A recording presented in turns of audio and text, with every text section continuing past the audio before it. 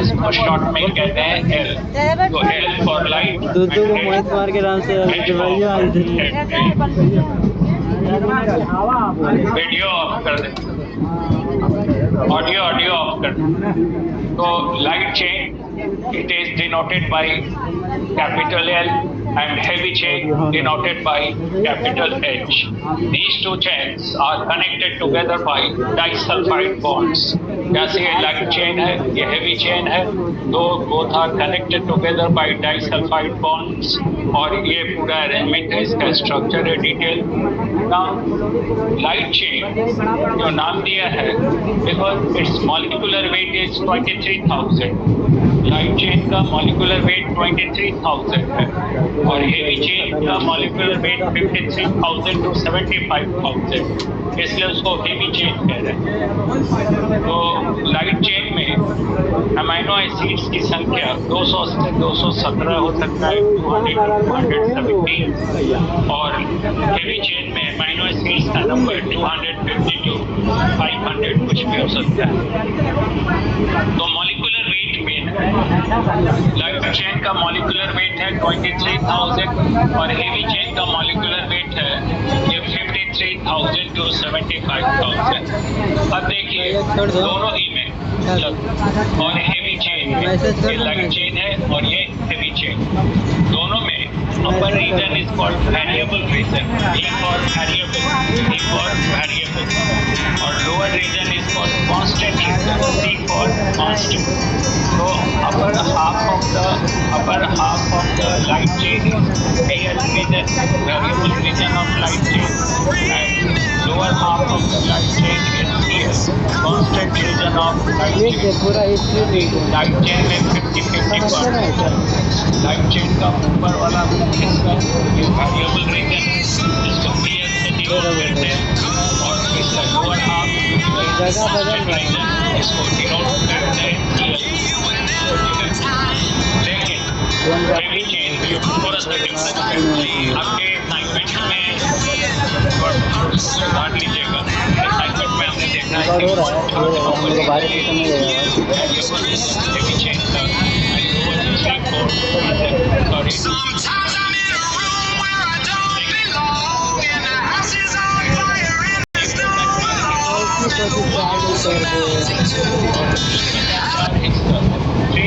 Reason ये constant है, और असाइनमेंट में है 1/3 रीजन और 2/3 रीजन होता है, 1/4 रीजन और 3/4 रीजन। तो एनीवे, तो ये जो वेरिएबल रीजन है दोनों में है, लाइट चेन और हेवी चेन में। इस वेरिएबल रीजन के पास बाइंडिंग साइट्स होते हैं, इसके पास बाइंडिंग या रिसेप्टर साइट्स हैं, एंड दिस बाइंडिंग और receptor sites get attach to ये जो बाइंडिंग और रिसेप्टर साइट्स हैं get attach to the antigen. ये जो वेरिएबल रीजन है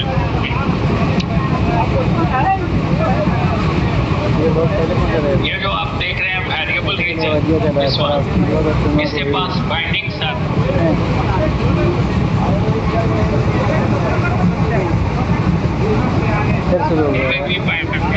है। तो वेरिएबल टर्म यूज किया है बिकॉज उसमें थोड़ा बहुत एडजस्टमेंट है।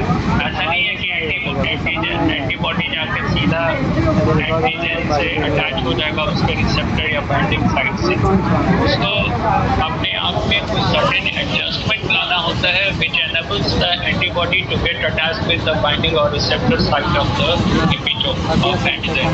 तो ये जो थोड़ा बहुत एडजस्टमेंट या चेंज आता है वो भारी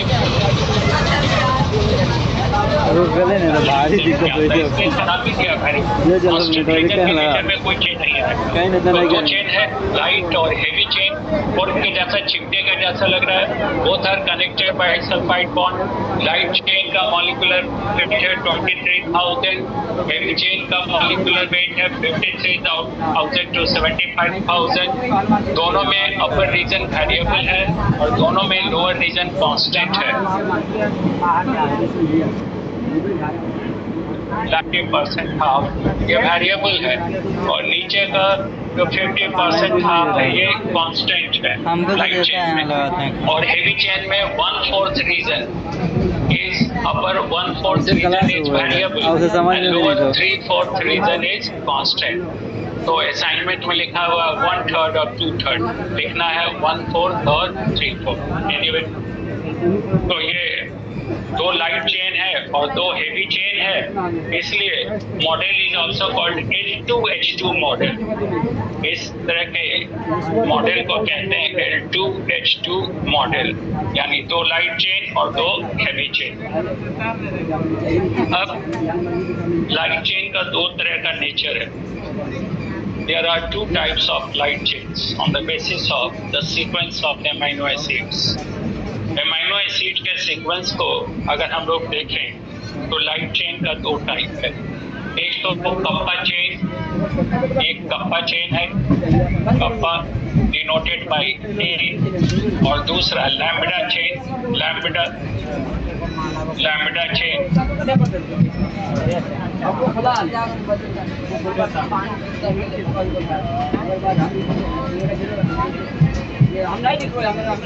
it is denote type amino acid का जो है उसके आधार पे लाइट चेन का दो टाइप, कप्पा चेन और लैम्बडा चेन। तो इसलिए प्याज भी लिख लो।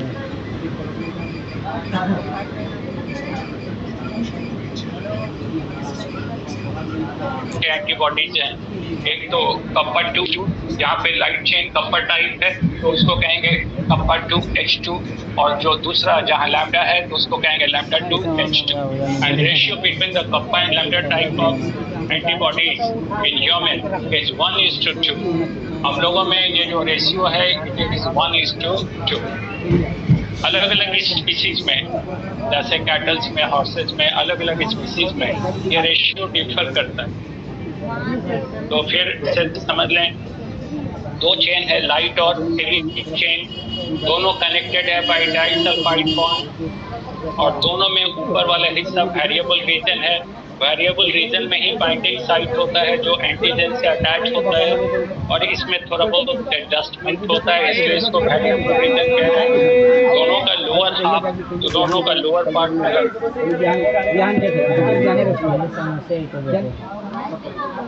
आता है कांस्टेंट रीजन। तो लाइट चेन का ऊपर वाला 50% हिस्सा ये वेरिएबल रीजन है, उसको VL कहते हैं, यानी variable region of light chain, और उसका नीचे वाला 50% हिस्सा CL है, यानी constant region of light chain. और हेवी चेन में अपर 1/4 रीजन इज वेरिएबल, जिसको VH कहते हैं, and lower 3/4 region is constant. अब हमने कहा कि लाइट चेन अमीनो एसिड के सीक्वेंस के आधार पर लाइट चेन का दो ग्रुप है, एक तो लैम्बडा और कप्पा और दूसरा लैम्बडा। तो मॉडल कहलाता है L2H2, तो इसलिए दो टाइप का एंटीबॉडी हो गया, एक तो कप्पा 2H2 और दूसरा लैम्बडा 2H2। इनका रेशियो अलग अलग होता है अलग अलग स्पीसीज में। ह्यूमन की बात करें तो इट इज 1:2। ये तो लाइट चेन। अगर आपसे पूछेगा कि types of antibodies on the basis of nature of light chain, तो हम लोग कहेंगे 2 types, kappa type and lambda type, kappa 2H2, lambda 2H2। Now अब हेवी चेन के आधार पे भी क्लासिफिकेशन है। ये जो हेवी चेन है इसके वेरिएबल रीजन में बाइंडिंग साइट्स हैं, और एक बात बहुत अच्छे से आप समझ लीजिए कि किसी भी दो एंटीबॉडी का VH एक जैसा नहीं होता, यानी कुछ न कुछ डिफरेंस होगा। जैसे एक एंटीबॉडी है, मान लीजिए दूसरा एंटीबॉडी है, तो इसका जो वेरिएबल रीजन में बाइंडिंग साइट है वो दूसरे एंटीबॉडी के बाइंडिंग साइट से डिफरेंट होगा। तो बाइंडिंग साइट्स और receptor sites present in the variable region of heavy chain is different in different types of antibodies. यानी हम लोग कह सकते हैं एक एंटीबॉडी में एक ही तरह का बाइंडिंग साइट होगा, वो बाइंडिंग साइट किसी दूसरे एंटीबॉडी में नहीं है।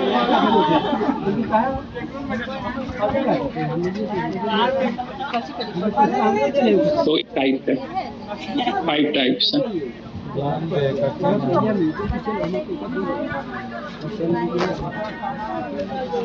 ICG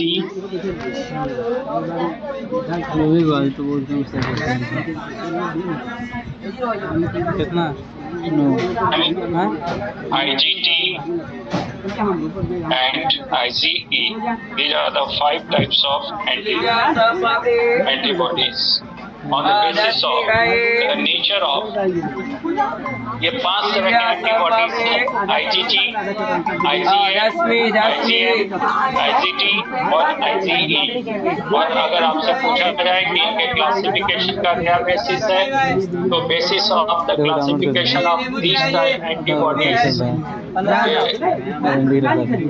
IgG है।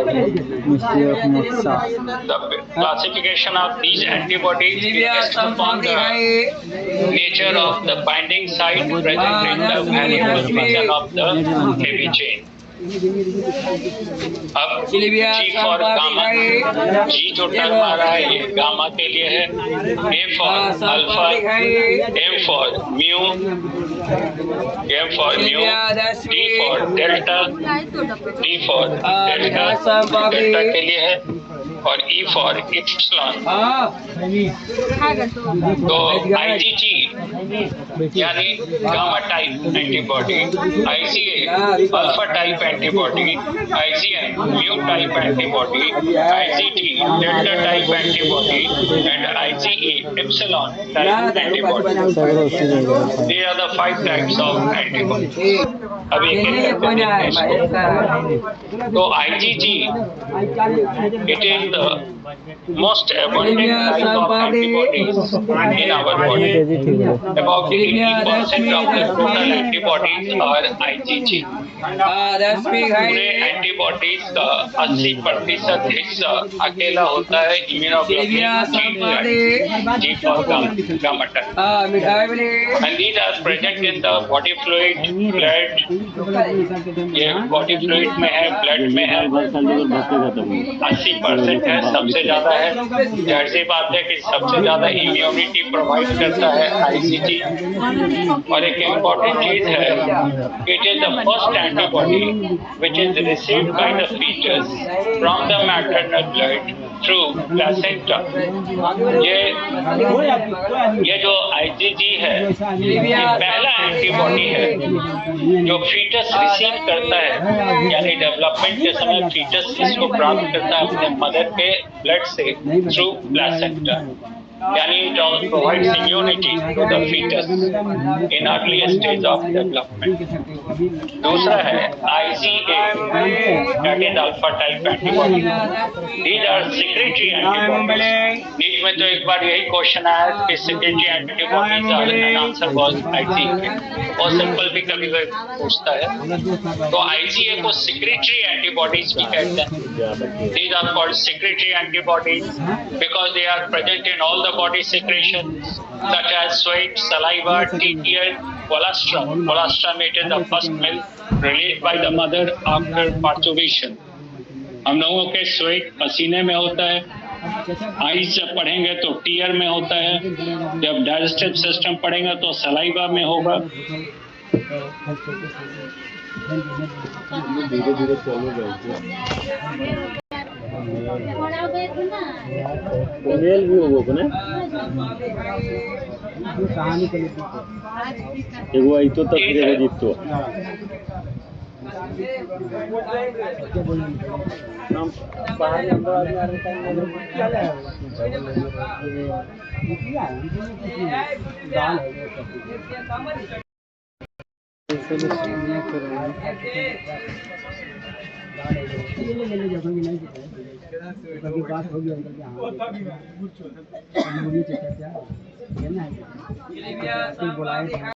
It is the first antibody which is produced by the fetus.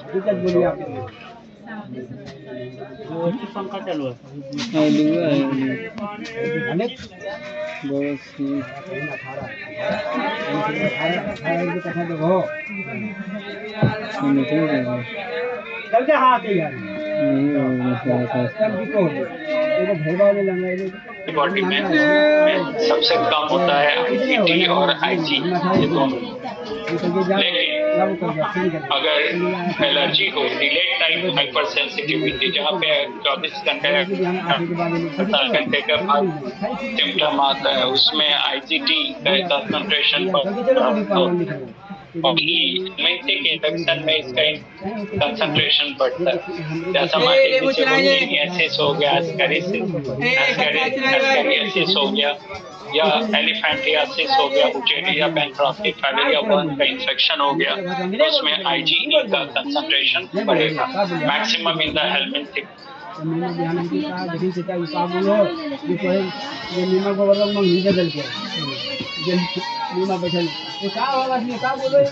में हमने अरेंज किया है इसको डिक्रीजिंग कंसंट्रेशन, गामडे यानी सबसे ज्यादा आईजीजी और सबसे कम आईजीई, ये डिक्रीजिंग कंसंट्रेशन, सबसे ज्यादा सबसे कम। लेकिन अब यहाँ पे एक बात ध्यान रखना है, इसको एकदम ध्यान से समझ लीजिए। अगर फीटस में पूछेगा, एडल्ट में पूछेगा कि सबसे ज्यादा कौन है, तो आईजीजी बोलेगा। लेकिन अगर फीटस में पूछेगा, डेवलपिंग स्टेज में पूछेगा, तो सबसे ज्यादा होता है IgM. The concentration of IgM is maximum in the fetus or in the developing stage, but its concentration decreases after parturition. Parturition के बाद, जन्म के बाद इसका कंसंट्रेशन घटने लगता है। कंसंट्रेशन डिक्रीजेज आफ्टर पार्चुरेशन, और उस समय आईजीजी का कंसंट्रेशन बढ़ने लगेगा और इसका घटने लगता है। तो इसलिए ध्यान रखना है, अगर डेवलपमेंट के समय पूछेगा तो आप बेहिचक जवाब दीजिएगा। बेहिचक जवाब देना है सबसे ज्यादा आईजीएम, और एडल्ट को पूछेगा तो ठीक है। तो ये हो गया टाइप्स ऑफ एंटीबॉडीज, 2 टाइप ध्यान रखिएगा, on the basis of light chain. Light chain के बेसिस पर 2 type, kappa type and lambda type, ratio है 1:2, और हेवी चेन के आधार पे 4-5 टाइप्स। जब हेवी चेन को अगर हम लोग बेसिस माने तो 5 type, IgG, IgA, IgM, IgD and IgE. तो ये तो हो गया हम लोगों का स्ट्रक्चर और टाइप्स ऑफ एंटीबॉडीज। अब इसमें हम लोग डिस्कस करेंगे डेवलपमेंट ऑफ एंटीबॉडीज। एंटीबॉडी का डेवलपमेंट कैसे होता है? तो एंटीबॉडी के डेवलपमेंट में पहला जो स्टेज आएगा वो ध्यान से समझना है। तो एंटीबॉडी का फॉर्मेशन कहीं पे होता नहीं है, उसको हम पढ़ाते हैं तो उसको ध्यान में रखिए, पूछ सकता है कभी।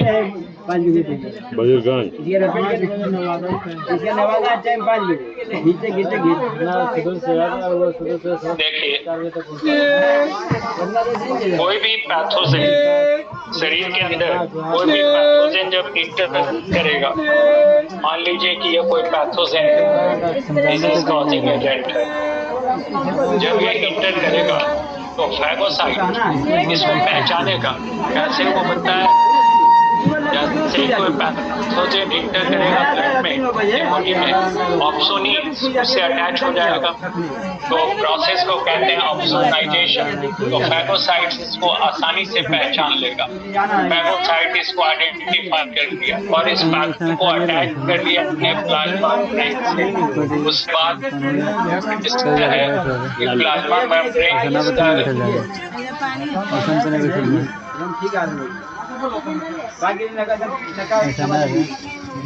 समझ रहे हैं,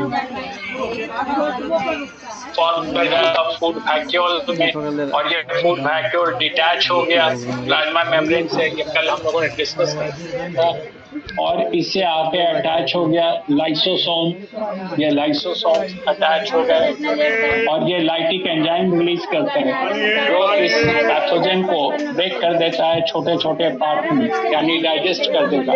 प्रोसेस कहलाता है इंट्रासेलुलर डाइजेशन। अब उसके बाद जो अनडाइजेस्टेड पार्ट है पैथोजेन का, जो पैथोजेन जो अनडाइजेस्टेड रह गया, उसके साथ साथ एक फैक्टर रिलीज होता है, वो होता है इंटरल्यूकिन 1 IL-1 और साथ में एक प्रोटीन भी रिलीज होता है MSC मेजर हिस्टोकॉम्पैटिबिलिटी प्रोटीन। तो जब कोई पैथोजन इंटर करेगा ऑप्सोनिन उससे अटैच हो गया, फैगोसाइट उसको आसानी से पहचान लिया और उसको अटैच कर लिया अपने आउटर सरफेस पे। अब इसका मेम्ब्रेन इनवेजिनेट किया, ये स्ट्रक्चर बना फूड कप, इसके अंदर पैथोजन है। अब ये फूड कप ट्रांसफॉर्म कर गया फूड वैक्यूल में, इसे अटैच हो गया लाइसोसोम और ये पैथोजन अब डिस्ट्रॉय कर दिया, डाइजेस्ट कर दिया गया, इंट्रासेल्युलर डाइजेशन हुआ। अब अनडाइजेस्टेड पार्ट के साथ साथ ये इंटरल्यूकिन 1 और MSC प्रोटीन मेजर हिस्टोकॉम्पैटिबिलिटी प्रोटीन ये रिलीज कर दिया ये फैगोसाइट। अब इसके बाद हम लोग देखते हैं, 1 मिनट ब्रेक के बाद देखते हैं।